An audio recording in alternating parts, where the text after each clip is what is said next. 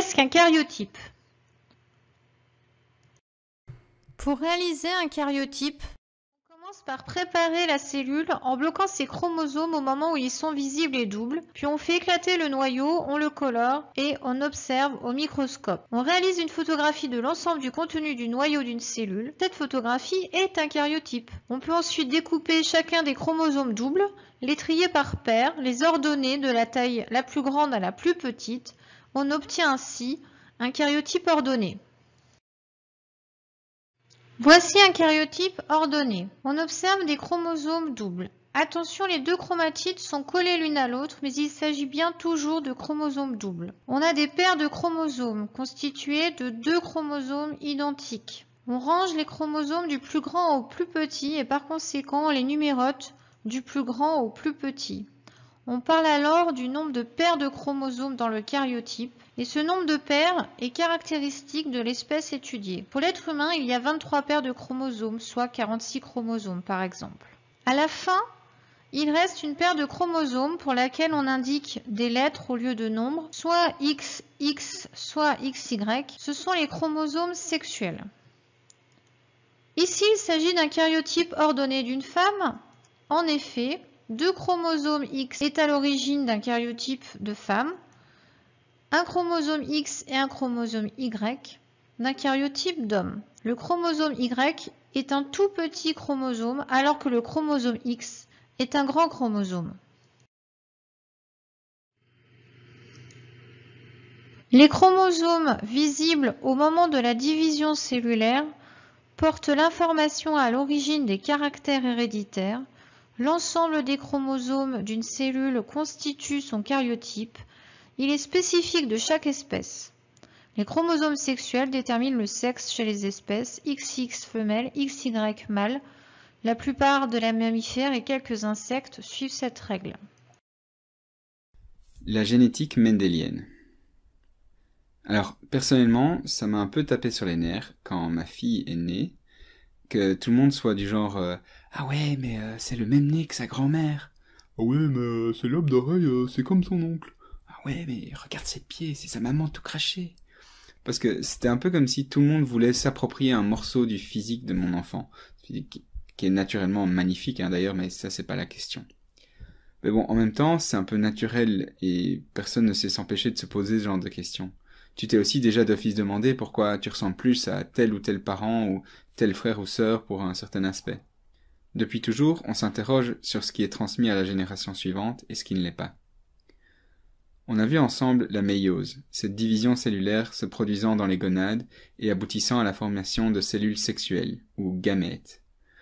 Lors de la fécondation, un gamète mâle, le spermatozoïde, s'unit à un gamète femelle, l'ovule, pour donner un zygote, la première cellule humaine, qui se divisera un très grand nombre de fois pendant 9 mois de grossesse, pour donner un bébé possédant des milliards et milliards de cellules génétiquement identiques entre elles, mais bien sûr différentes de ses parents.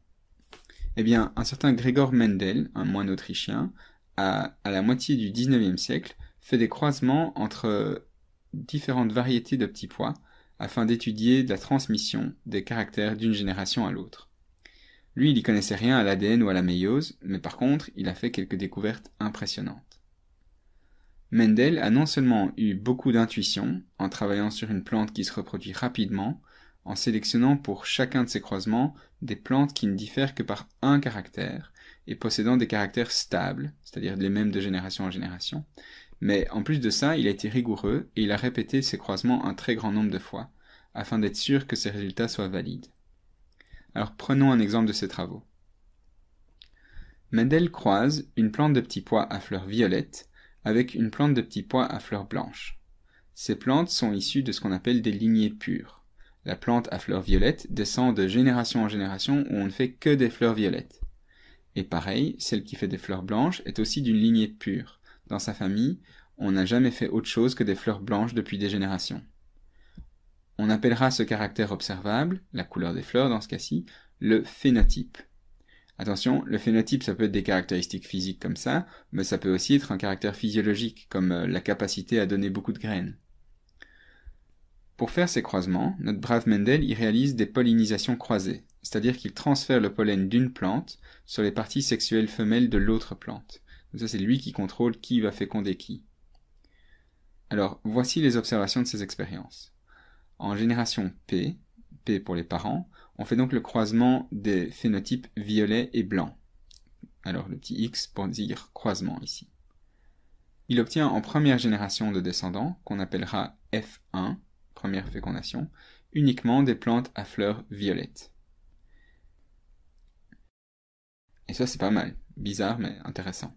Et s'il croise en plus de ça les fleurs violettes obtenues en F1 entre elles, pour obtenir une génération après, eh bien, il obtient, en génération suivante, 3/4 de plantes à fleurs violettes et 1/4 de plantes à fleurs blanches. On appellera cette deuxième génération la F2. Ok, super. Mais maintenant, comment interpréter ces résultats? Si toutes les fleurs obtenues en F1 sont violettes, c'est que le caractère violet domine sur le caractère blanc. Le caractère fleur violette est dominant, et par opposition, on dit que le caractère fleur blanche est récessif. On voit aussi que si le caractère fleur blanche réapparaît en F2, c'est qu'il était présent, mais non exprimé en F1. Et là, Mendel imagine, alors, que chaque individu porte 2 informations pour chaque caractère. On appelle ces informations des allèles. Les allèles, ce sont donc les variantes possibles d'un gène. Si Mendel, au XIXe siècle, ne connaissait pas l'ADN, toi, tu sais maintenant que nous avons 23 paires de chromosomes homologues et que chacune de ces paires porte un allèle de chaque gène. Mendel, lui, au feeling, il se dit « ça doit être des informations en nous et présentes en 2 exemplaires, un reçu de chaque parent ». Et il avait raison, bravo Mendel. Alors Mendel recommence ces croisements un très grand nombre de fois en prenant à chaque fois des parents qui ne diffèrent que par un caractère. Donc il avait fait la couleur des fleurs, mais il a aussi regardé la couleur des petits pois, qui pouvaient être verts ou jaunes. Il a regardé la forme des petits pois, est-ce qu'ils étaient ronds ou est-ce qu'ils étaient ridés, etc. À chaque fois, il a fait donc ce qu'on appelle du monohybridisme. Il a étudié un caractère à la fois pour les croisements. Et à chaque fois, il obtenait les mêmes résultats. En F1, tous les individus ont le phénotype dominant, et en F2, les 3/4 des individus montrent le phénotype dominant, et 1/4 des individus le phénotype récessif. Alors, si représenter les phénotypes des individus c'était intéressant, nous, comme on n'a peur de rien, on veut savoir quelle était l'information génétique portée par ces individus. C'est ce qu'on appelle le génotype, la description des allèles portés par un individu. On convient alors de représenter les 2 allèles de chaque caractère par des lettres. Majuscule si l'allèle est dominant, et minuscule si l'allèle est récessif. Donc ici, comme violet dominé sur blanc, on va symboliser violet grand V, et blanc, par opposition au grand V, on va le symboliser petit v. Oui, avec la même lettre que l'allèle dominant. Alors pas de stress, ça va être en fait plus simple de se dire comme ceci, qu'un gène est représenté par une lettre, et les allèles possibles de ce gène sont majuscules pour dominant et minuscules pour récessif. Donc ici, le gène de la couleur des fleurs peut être grand V pour l'allèle violet, petit v pour l'allèle blanc. Alors ici, on va devoir commencer en supposant que ces parents, s'ils étaient de lignée pure, donc de nouveau, toujours les mêmes phénotypes dans leur famille depuis des générations, ils devaient porter chacun le même allèle 2 fois. Celui qui était violet, il portait uniquement l'information violet, 2 fois. Et la plante au phénotype blanc, elle devait uniquement porter les allèles blancs 2 fois. Ce qui nous donne, chez les parents, P, on fait le croisement entre grand V, celle aux fleurs violettes, et petit v, celle aux fleurs blanches. Pour arriver au résultat de la première génération, il faut s'interroger sur les gamètes que peuvent donner chaque parent. Ici, on va symboliser ce qui se passe lors de la fécondation par un tableau. Les gamètes produits par chaque parent ne porteront qu'un exemplaire de chaque gène. Ils sont haploïdes, rappelle-toi. Donc, en titre des lignes et des colonnes, on va représenter les génotypes possibles des gamètes produits par chaque parent. Dans ce premier cas de figure, ça va être assez simpliste, tu vas voir. Ce parent, grand V, quels peuvent être les génotypes possibles de ces gamètes? Soit ils ont cet allèle-ci, grand V, soit l'autre allèle ici, aussi grand V. On représente ces 2 possibilités comme les titres des lignes, par exemple. Alors, le fait de mettre titre des lignes ou titre des colonnes pour tel ou tel parent, ça n'a pas d'importance, tu fais ce que tu veux. Et l'autre parent, au génotype petit v, quand il fait des gamètes haploïdes, quels peuvent être les génotypes possibles de ces gamètes? Soit ils reçoivent un petit v ici, soit l'autre possibilité, aussi petit v. Et donc voilà. Maintenant que toutes les possibilités de gamètes sont inscrites, complétons ce tableau en représentant la fécondation dans ces cases ici. Soit ce gamète-ci féconde ce gamète-là, ça nous donne des descendants grand V, petit v, soit c'est ce gamète-ci avec ce gamète-là, ce qui nous fait aussi grand V, petit v, soit cette combinaison-ci, pareil, grand V, petit v, et dernier cas de figure, à nouveau, grand V, petit v. Ce qu'on vient de réaliser, ça s'appelle une grille de Punnett.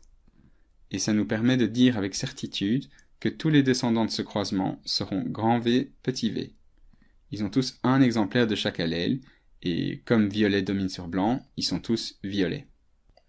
Des individus comme ceux-ci, qui sont donc avec deux allèles différents pour le caractère qu'on étudie, sont ce qu'on appelle des individus hétérozygotes. Contrairement aux parents qui sont grand V ou alors petit v, ils avaient chacun deux allèles les mêmes. Eh bien les parents étaient homozygotes. Homo pour dire les mêmes. Les homozygotes, c'est ce que Mendel lui appelait des individus à caractère stable. Alors, pour expliquer ce qu'on obtient en F2, même principe.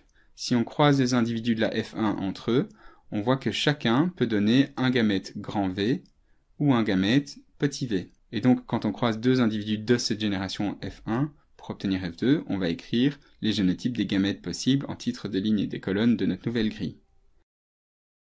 Lorsqu'on complète les résultats possibles du croisement, voyons ce que ça donne. Grand V ici, grand V ici, grand V petit v ici, et petit v ici. Donc on a, en F2, un quart d'homozygote dominant, un quart d'homozygote récessif, et une moitié d'hétérozygote. Et au niveau des phénotypes, on sait que les grands V dominent sur petit v, ce qui implique qu'en fait, on a 1, 2, 3 quarts des individus de la F2 qui seront violets, et un quart seront blancs. Voilà, on vient d'expliquer les résultats obtenus par Mendel.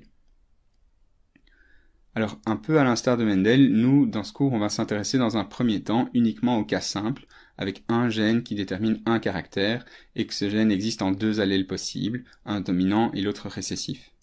Sache par contre quand même qu'il y a plein de caractères qui sont déterminés par plusieurs gènes, ou pour lesquels plus que deux allèles sont possibles.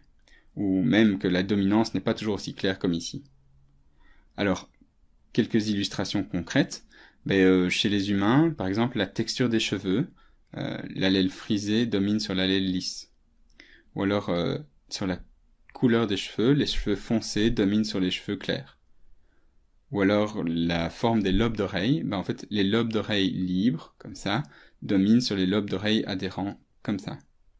Alors, c'est évidemment rigolo de regarder les lobes d'oreilles de sa famille ou de ses amis, mais en fait, comme tu vas le voir bientôt, l'étude de l'hérédité, ça sert aussi à comprendre d'autres phénomènes, comme la transmission de certaines maladies. Et c'est ce qu'on va voir après.